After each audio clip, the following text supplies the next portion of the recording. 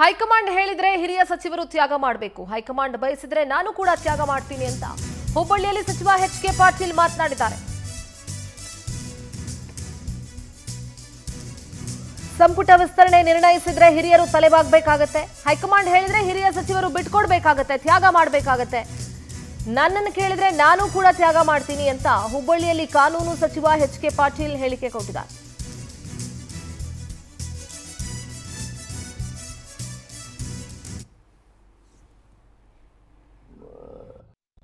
ಹಾಗೂ ಆ ಚರ್ಚೆ ಆ ನಿರ್ಣಯ ಹೈಕಮಾಂಡ್ನವ್ರು ಮಾಡಿದರೆ ಹಿರಿಯ ಸಚಿವರು ತ್ಯಾಗ ಮಾಡಬೇಕಾಗ್ತದೆ. ಪಕ್ಷದ ಮುಂದಿನ ಭವಿಷ್ಯದ ದೃಷ್ಟಿ ಪಕ್ಷ ಏನು ನಿರ್ಣಯ ಕೈಗೊಳ್ತದೆ ಅದಕ್ಕೆ ನಮ್ಮ ಕಾಂಗ್ರೆಸ್ಸಿಗರೆಲ್ಲರೂ ಆ ನಿಲುವನ್ನು ಬೆಂಬಲಿಸ್ತಾರೆ.